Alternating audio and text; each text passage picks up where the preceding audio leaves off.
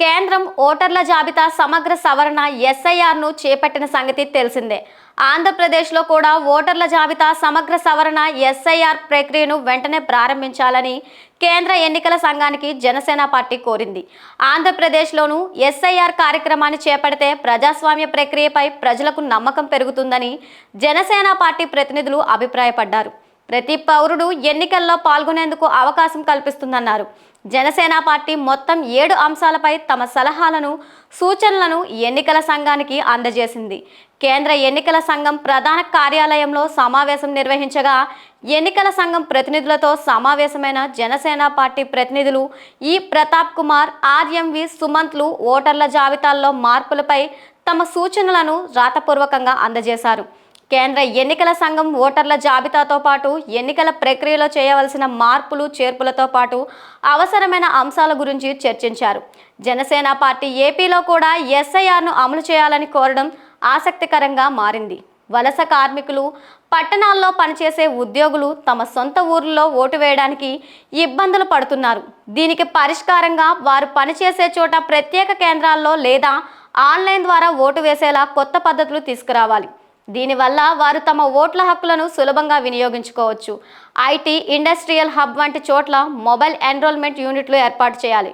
వీటి ద్వారా వలస కార్మికులను ఓటర్ల జాబితాలో చేర్చడం సులభం అవుతుంది. ప్రస్తుతం ఓటు వేయడానికి చాలాసేపు క్యూలో నిలబడాల్సి వస్తుంది. ఈ సమస్యను అధిగమించడానికి ఓటింగ్ కేంద్రాల వద్ద మంచి వసతులు కల్పించాలి అని, అపాయింట్మెంట్ పద్ధతిలో ఓటింగ్ లేదా వేరువేరు సమయాల్లో ఓటు వేసేలా స్లాట్స్ కేటాయించాలని జనసేన పార్టీ కోరింది. ఓటర్ల జాబితాలో ఒకే వ్యక్తి పేరు 2 సార్లు రాకుండా చూసుకోవడానికి ఆర్టిఫిషియల్ ఇంటెలిజెన్స్ AI అనే టెక్నాలజీని ఉపయోగించాలి. AI అనేది కంప్యూటర్లకు మనుషుల్లా ఆలోచించే శక్తిని ఇస్తుంది. దీని ద్వారా జాబితాలో తప్పులను సులభంగా గుర్తించవచ్చు. ఓటర్ల జాబితాలో ఎవరెవరి పేర్లు చేర్చారు, ఎవరి పేర్లు తీసేశారు అనే వివరాలు ఎప్పటికప్పుడు అందరికీ తెలిసేలా ఒక రియల్ టైం డాష్ బోర్డ్ను తీసుకురావాలి.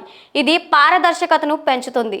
ఓటర్గా ఎలా నమోదు చేసుకోవాలి, జాబితాలో ఏవైనా తప్పులు ఉంటే ఎలా సరిదిద్దుకోవాలి అనే విషయాలపై ప్రజలకు అవగాహన కల్పించాలి. దీనికోసం ప్రత్యేక అవగాహన కార్యక్రమాలను నిర్వహించాలి.